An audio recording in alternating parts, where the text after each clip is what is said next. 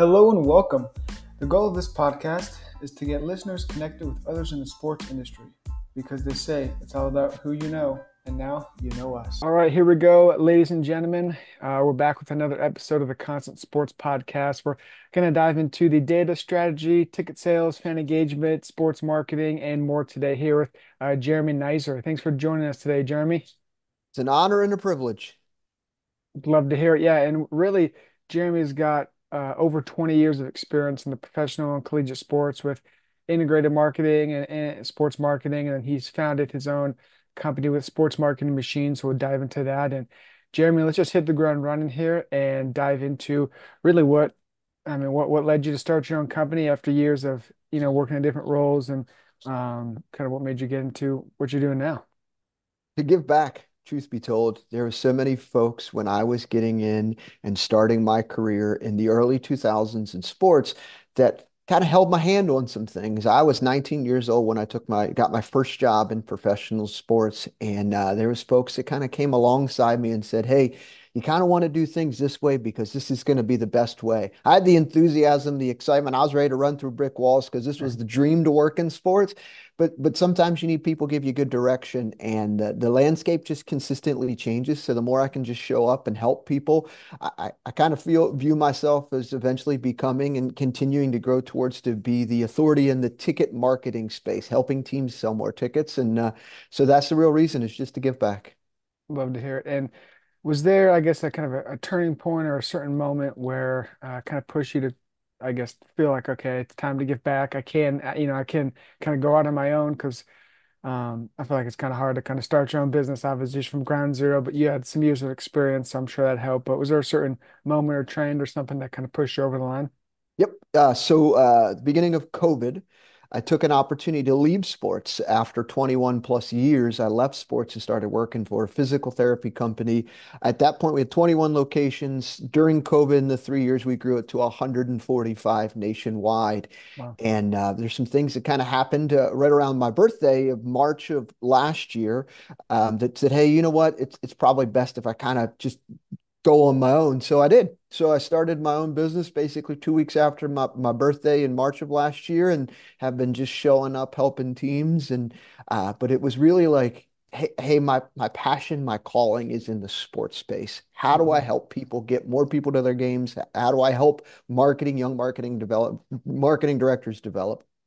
Right. Well, and speaking to that specifically with helping teams and leagues, you had some clients or whatnot with the Sacramento River Cats and is it the Stockton Ports, I believe is the full name. So what were kind of those experiences like for you and kind of working in that area?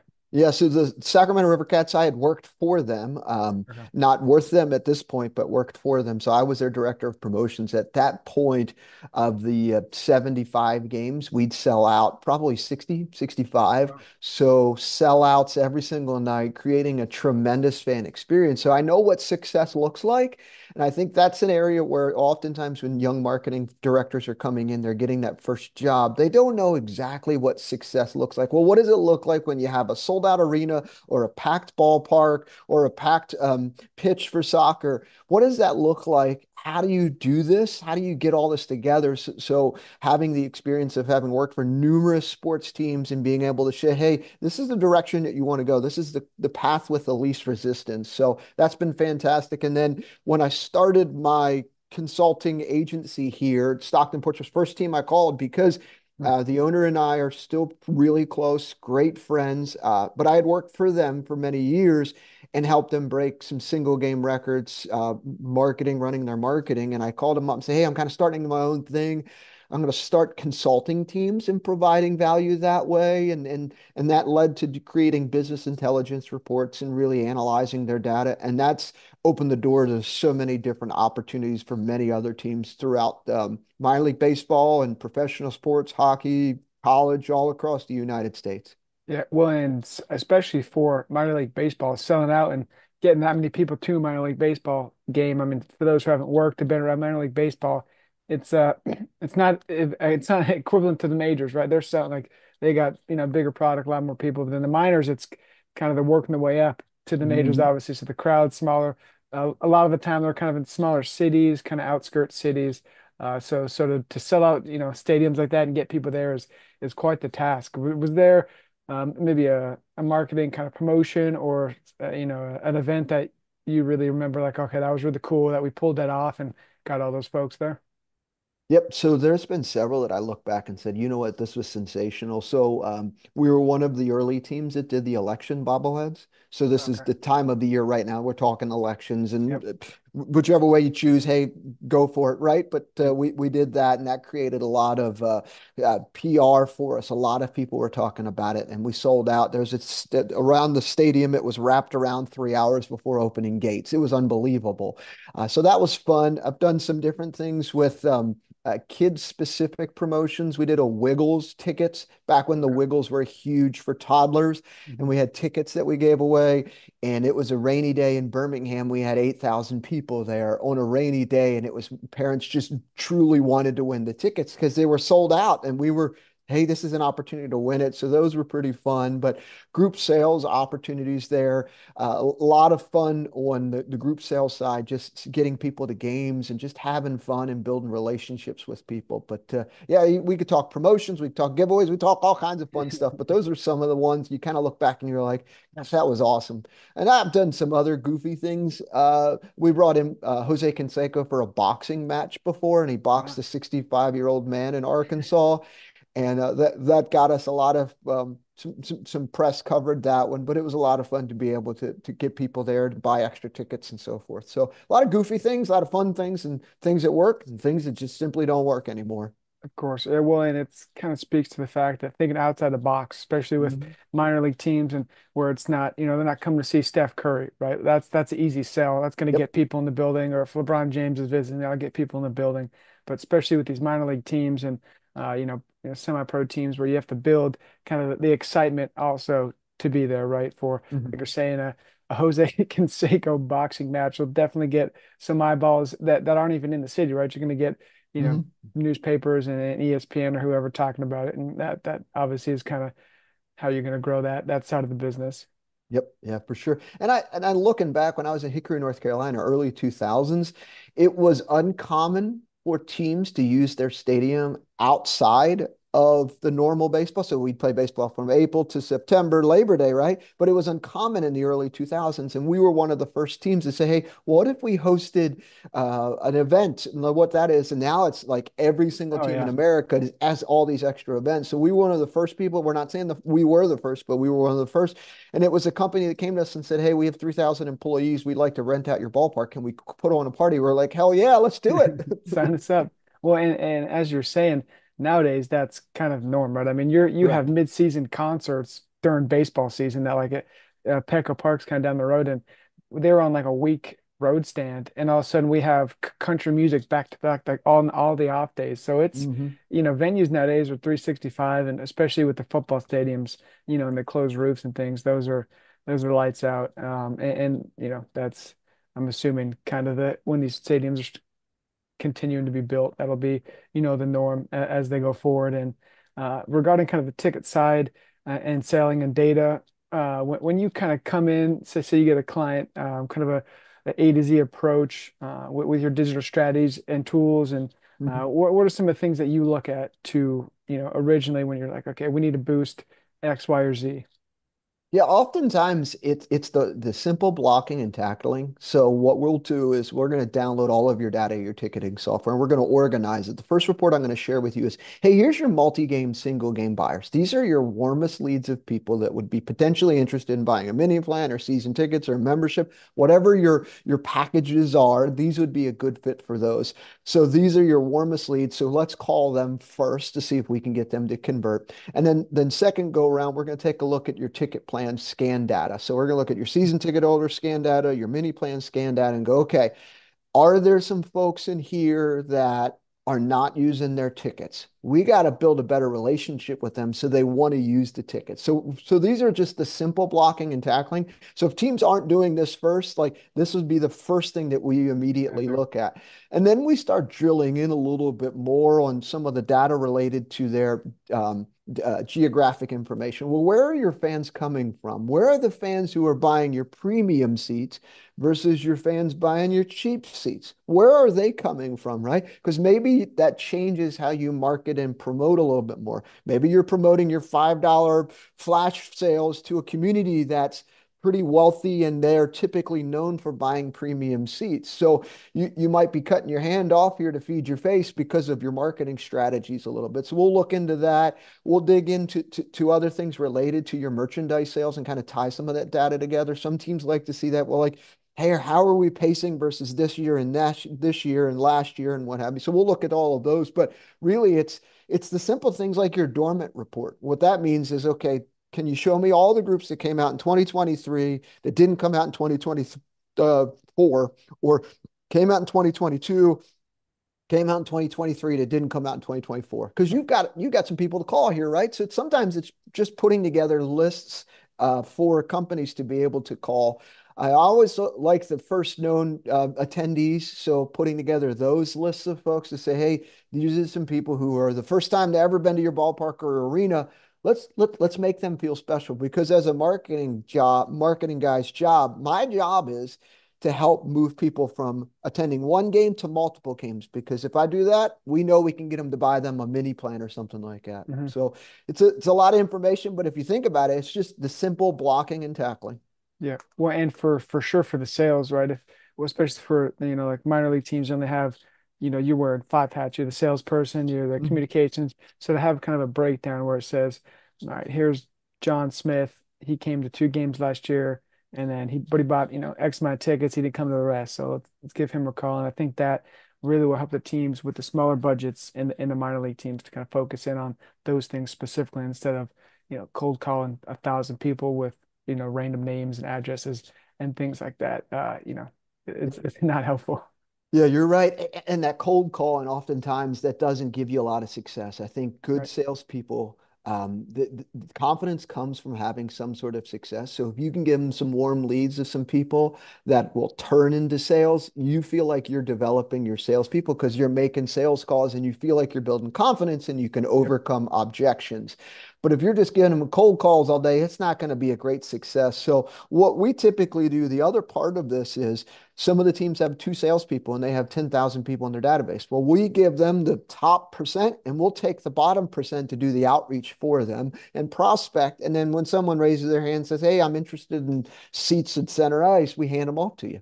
I see. So it's kind of a top and bottom approach where it's, if they have, like you said, two people and that helps out is have you seen, any correlation with maybe a team that's not very good that sells a lot of tickets versus a team Mhm. that is very good and doesn't sell tickets? Yep. So Springfield Lucky Horseshoes, Vermont Lake Monsters, two minor league or two summer collegiate league teams. If you Mhm. take a look at what Springfield did this last year, I mean, their attendance is consistently just going up and up and up. Ballpark's not great, and I'm not beating up or throwing dirt here towards them, but the ballpark isn't great, and they'd Yeah. admit it. But they're very good about creating a tremendous fan experience. They're very good about their outreach and really creating it so people want to be involved. Now, that was a community specifically that really had baseball for a long time and it was off. And now they're building it back up and building trust within the community. So they're doing an exceptional job. And out there in Vermont, that old ballpark, it's an older ballpark, Centennial Field. The Vermont Lake Monsters, they're kicking butt. Their staff is phenomenal. They're all great people over there. They love the community and they're doing things the right way. And no one cares what the score of the game is They're as having a long good as you time. create like a tremendous fan experience. Hmm. Well, Ed, is there, I'm assuming it's similar with football, basketball, baseball, but are there certain aspects of each one of those that differs regarding ticket sales and ticket strategy? Yep, yeah, for sure. Depending on the sport, sometimes it's promotions, sometimes it's giveaways, sometimes Mhm. it's other things related to that. So hockey, sometimes teams just want to support the team because they love hockey and their kids are in hockey and they're involved. but other times it may be specific to promotions. Hey, we got a fireworks this Saturday night. So it differs. College basketball, we're doing some work for some college basketball teams, and it's all about, hey, who are you guys playing? Are you playing in Georgetown? We want to come see Georgetown. We'd rather not see XYZ school instead. So teams are getting really smart of like, all right, let's see if we can sell out 4 to 6 games and then build it from there. Interesting, interesting. Well, and kind of speaking of that with with the sports and teams and leagues and varying, I guess, sports it is. Are there? I'm sure there's common missteps and common things, common issues that they face. But are I guess my question is, how is their approach different from each sport? It may be season length, duration of game. Mhm. You know, I feel like baseball was like America's game, and now it's kind of fallen out of favor. Mhm. So some common issues kind of in that space. Yep, yeah. Sometimes teams overthink it. So let me give you an example. I was talking with the team the other day, and they said, "Yeah, our fans they aren't thinking about baseball this time of the year. We typically call them here, and we do okay." But then when I looked at their attendance, it was actually staying the same or going down each year. And they said, "Hey, groups are a huge focus. Yay, that's great. You're selling group tickets. You're doing that, but like." People not thinking about it this time of the year, I think you have a misconception, truth be told. Mm, But if that's what they believe, I'm not going to like, well, I think you're wrong. I'm not going to get in an argument with them. But my job is to help them uncover opportunities that they may not be aware of. Another issue that I see specifically with group salespeople is when they'll do an outreach to someone. Let's just say they're reaching out to a dentist. They'll say, "Hey, dentist, are you interested in planning a group outing?" Well, the dentist, in their mind, they don't know conceptually, well, what is a group outing? What does that look like? But if the approach is, "Hey, Mr. Dentist, would you be interested in planning a patient appreciation event?" Conceptually, are like, "Oh, yeah, we can get all of our patients to come out. Maybe we were buying them hot dog chips and a drink." Like, okay, cool, I got it, right? But I mhm, think sometimes we use internal language instead of external language. mm. So, and that has helped a bunch of salespeople across the nation of how they approach their sales outreach. So, when you approach it the way this position of the person who would be planning it versus internally, like your success is going to skyrocket because you're speaking the language that they're used to hearing. Speaking language is huge. It's kind of that custom tailor-made fit to a sponsor, a client, or etc. And with your marketing background and kind of building out, ticket packages, things, but then also for the sponsorship sales and things like that. Is there kind of an approach or a solid way to identify sponsors that align with your team's brand and also obviously resonate with your fans? Yeah, when you approach a sponsor, at least in my experience, it's typically one of three things that they're looking to do. They just want awareness. They just want people to know that they're alive and they're there. They want to be active in the community, so they want to give back and show that they're supporting the community. Or number three is they want to drive some traffic back to their business. So if it's a movie theater, it's probably one of two of those things or all three of those things, just depending on the partnership. But yeah, those are the big things that the approach that I always see when teams are doing their proposals. Oftentimes they're tailoring it that they're leaving out some information. Sometimes you have overkill, but leaving out information about what makes your team special. So if you know you're going to approach someone that's really active in the community, it makes sense to include why you're so active in the community, right? But that's a hole that you often, when you look at proposal, you're like, "Hey, you're going after this person about this community sponsorship," but you're not telling them why how you're active in the community as well. So they feel like they're aligning their brand with someone who's doing just as good, if not more, community action than they are. So that's what I see. And then when they do the POPs, the proof of performances, they'll leave out data around impressions and how often the times the team gets seen on social media videos and so forth. Gotcha. Well, and that kind of made me think about, the outreach and then building out plans and things like that. And regarding kind of ticket packages, what are your thoughts on, kind of cheaper tickets, right, for a package or kind of pricier or kind of where to put the price point, things like that? Yeah, so the simple way that we do this is we organize your data. So if we'll have a list of all your people who attended 3 games, we can see the average ticket price that they paid. So what you don't want to do is you don't want to look to someone and say, "Johnny spent $200 last year coming to 4 games. we're going to come to him and say, hey, those 4 games, we got 4 game package for you. It's $100. So I'm going to turn $200 into $100. Like we don't want to do that. So there is a little bit of a formula that we go through to say, hey, this may make the most sense because really, if you think about it, most teams are just making it up as they go of, well, how much do I honestly want to charge for a ticket plan? And the ticket director's like, well, I'm going to charge this because I'm going to add this in there. And they set the prices based on what the price of the ticket is today, not what the average is, because they're going to run sales. They're going to run Black Friday and flash sales and what have you, which is going to change the price of Fluctuate, the yeah. ticket.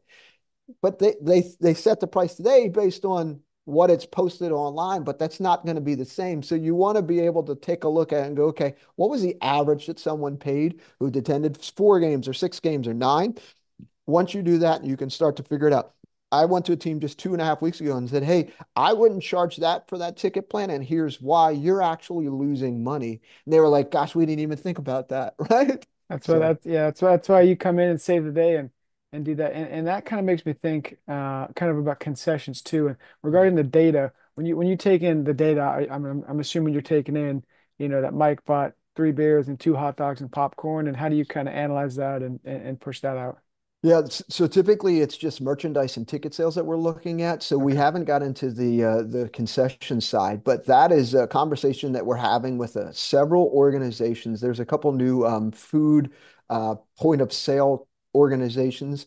The problem though is you can do it if someone did a mobile order, you can track everything. Okay, Jeremy bought 4 hot dogs, 4 beers, 4 bags of peanuts, whatever it is. I can see that because it's on mobile. But if someone comes up and buys it at the point of sale, Mm, you can't see that because of PCI compliance of all who right. bought it or what have you. And that's where it gets really messy. Mm, But if there was a way to kind of figure a way, not you're not going to break PCI compliance, but if there's a way to right. be able to see that data, we Get would that be able data. to tie it together to say, hey, Johnny Smith, every time that season ticket holder gives his tickets away, that those people who come in, they always buy $100 in merchandise. They always buy $200 in food. Like we're really encouraging Johnny to give his season tickets away, right? Hmm.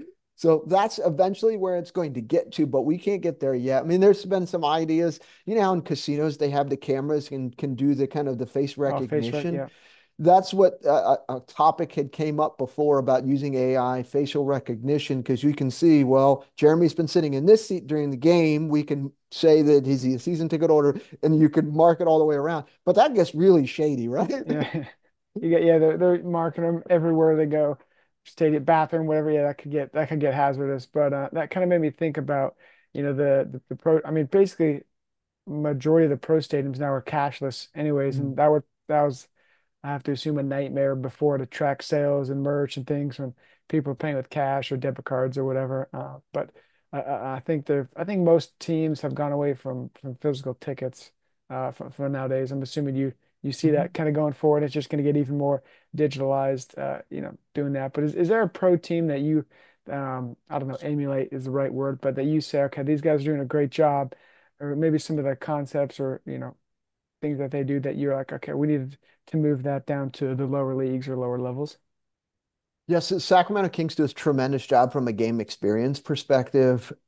Just how they structure their game scripts and how Mm, you get your PA guy involved and your MC involved and you yeah. get the fans, everything about that. And they've got it figured out where I think sometimes the minor leagues, all right, I'm going to do this promotion, but you don't get all of the fans involved and you don't get them involved with it. You feel like, oh, little Sally's going to go up here and do putt putt. Like, but how do you get your fans involved? So I think they've done a really good job of getting away from they're focused more on getting everyone involved rather than just 1 or 5 people or a section involved as well. And when you can do that, that's when you're doing something special. Oh, this whole entire stadium won Chick-fil-A because Yeah, of I was this just gonna one kid say. did something like that. Like everybody's happy, right? Uh-huh.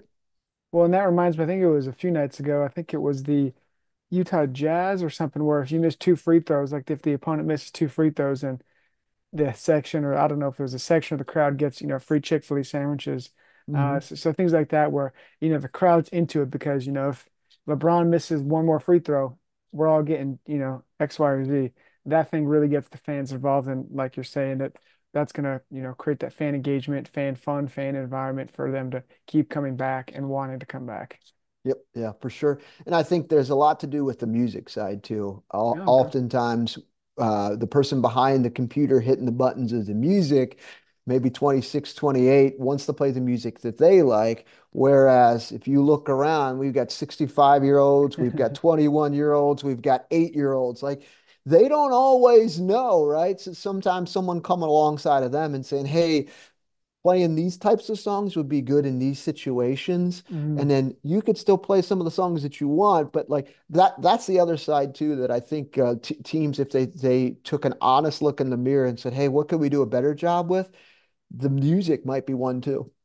Interesting. Yeah, I hadn't thought of that, but it makes sense, and especially kind of maybe more subconsciously, kind of the beats in the background, and you're kind of okay, here we go, getting amped up. Hmm. But yeah, that's a great point that I hadn't thought of as kind of just from the fan side of it and from being there, in the stadium or arena.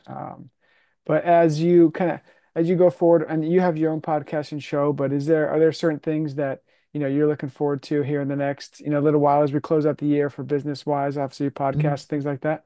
Yeah, the podcast has been great, sports marketing machine, and it's all about selling more tickets, helping you grow your fan base and make more money. I think the things for the rest of this year and then all of next year that I'm focusing on is two things. Number one, AI. How is AI going to help teams sell more tickets, Mm, create more content faster? Because if you can create it faster, that's going to make teams, it's going to be easier for teams. Because right now, all across every minor league and summer teams, they just have the staff members are doing 19 different things. So how can we get AI to make life easier for people? That's the first thing. And then changes in advertising. So teams need to create video content. Numero uno, like you have to create video content. The more that you do, but coming around with the ideas of like, okay, what video contents are resonating and which ones are not to help people move ticket sales. And not every single piece of content that you create is designed to sell tickets, but some of it is designed to get you awareness and yep. get people, oh, I never knew they had a foot long hot dog at the game, right? Like creating that experience and really working through that. But I think that where I'm looking at is, okay, they create some videos that go viral, get 60,000 views in their community or 100,000 or 2 million. How do we turn this into making more money for the team? What would that look like? And how do you tag, oh, this is the hat the person was wearing. How do we turn that into sales, right? And really going down that. TikTok Shop has been phenomenal, and teams aren't selling their items on TikTok Shop, which is another opportunity. If you think about like, that's where people are. They're right there on the platform. You can move some hats that way for sure. So that's where I'm excited about the AI side for sure. How do we make it easier for people to build awareness, sell more tickets, and then the advertising strategies. All right, so yeah, we'll keep an eye out on those, and especially for the fans and listeners, keep see where the puck's going. Always, that's the idea, that's the name of the game, and specifically for the listeners and viewers, what's maybe a piece of advice or some sentiments towards getting into the sports industry as you've had over 2 decades in the space. Yeah, I first started with the Baltimore Ravens on the radio side of things. It was really an internship. I don't think I was getting paid, and my first job was making $1,000 a month, $12,000 a year in Hickory, North Carolina. So I think I love the opportunity of you starting at the minor league level and learning to do a lot of different things so you understand what you truly want to do. Because you may come in and say, hey, I really want to do community stuff, or I really want to do social media marketing. But then you realize, man, I'm really good making sales calls, or I kind of like this concessions thing, and you didn't even think about it, right? Oftentimes we try to pigeonhole, I only want to do this, but like being exposed to a lot of different things gives you an opportunity to say, hey, I really want to do this, or I'm never doing that again, right? Yeah. Yeah, like I've been the mascot hundreds of times, and just the feedback that you hear from fans walking around in the mascot, they would never tell you to your face, but Right. it's so great. You're like, gosh, that's how we can enhance the fan experience. But if you went to someone right out of college and say, "Hey, you got to get in the mascot costume, and I want you to just walk around and listen," they may not see the value in it, right? They may see it partially as like, "Hey, I got to do this," but there's so much value in doing these things. But my biggest takeaway for you for that one, for folks who are looking to get into the sports industry, is just start with a place where you have opportunities to be involved with a lot of different things. Hmm. No, agreed. And that one of my first jobs in sports was for a minor league baseball team, and I think we touched about it a little off air. But oh yeah, I've been the mascot before. I've been the clubhouse guy. I've been all over the place. So I do. That's kind of one of the similar things I say is just wear a lot of hats, figure out what you like, what you don't like, and you can kind of pivot from there because it's just as important finding out what you don't like as it is finding out what you do like in your career. And Jeremy, as we start wrapping up here, where can people find, Sports Marketing Machine, some of your work, your podcast, website, things like that? Yeah, it's just sportsmarketingmachine.com for the website. You can kind of hop on there and see what's happening. I've got links to all the podcast episodes on there if you want to listen to it, or you can go to Apple or Spotify or any of those, pop on over and listen to Sports Marketing Machine. I've spoken to a lot of people. Hey, I'm going to start back at episode one. I'm on episode 88 now that'll be released today and episode 89 later this week. But I try to do one or two a week. And then really it just comes from feedback from teams. I'm talking to teams, say, hey, Hmm. I'm running this issue. How do we work through this one? And it's like, well, gosh, how many other teams out there are having that same issue that you're Yep. having, right? So that's what I do podcasts about, so that it's always showing up and providing value for every single team. So Love to hear. Yeah, you always touching on kind of those pain points or common issues. So it was a good spot to start because a lot of similar, I'm assuming similar pain points and issues within the industry. And Jamie, I'll kind of give you the floor to wrap up. Any last thoughts or wise words before we go? I think stealing ideas and keeping an idea of or keeping your eyes on what other teams are doing, either in your league, outside of sports, and being willing to learn. I think oftentimes I run into teams that have marketing directors who are a little egotistical. We're good. We know what we're doing. Like, hey, so you're not willing to learn and take a fresh perspective from someone else. Hey, that's totally cool. Like your business is your business, but I think that's the area there is really having an open mind, a willingness to learn, and then steal ideas from other teams. Oftentimes, I think that's the spot there where teams are looking and going, "Hey, I got to come up with a new idea." Had they just opened their eyes and said, "God, X or Y. Well, why does Chick-fil-A do the things that they do? Or why is things set up this way in the grocery store?" Thinking through things a little bit more, that will give you such a unique perspective and gives you a fresh look on things for sure. So, but yeah, so two of the things that we're working on additionally that I want to share is we're Mhm. trying to build a database for teams to be able to access that says, hey, I'm looking for a sponsorship idea or an in-game entertainment idea, and then we have thousands and thousands of I ideas got that you. they could sift through. So essentially, a directory for promotional ideas for teams. Mhm. I need to pitch to my sponsor or what have you, and you put that all together. I think that would be fun. So that's what we're working on now and using AI to build that. And then the second one is kind of like a promotional summit. So promotional Mhm. advertising summit and getting people together. And we're just throwing spaghetti against the wall. Okay, we're planning a Taylor Swift night. What's this going to look like? Well, the group sales guy, we got to sell groups. How are we going to advertise it? How do we get more by everyone coming together? And it's like, gosh, I hadn't thought about that idea, but everyone walks away with something and you're jizz or jazz for the promotion or your ideas, but you're thinking about things differently. And so those are the two things for next year that planning on launching and getting going with or being involved with. So Exciting. Yeah, awesome. And we're looking forward to kind of seeing those things come to fruition and take place. And thanks again, Jeremy, for stopping by and sharing your 20 years of experience in the space. Also, some of your thoughts and trends that are going to happen in the future. And this has been an episode of the Constant Sports Podcast. Feel free to like, subscribe, share, and make sure to go check out Jeremy's website as well for Sports Marketing Machine and all those who kind of work in that space and want to get a deeper look into the sector. So thanks again, Jeremy, and we'll talk soon. sounds good.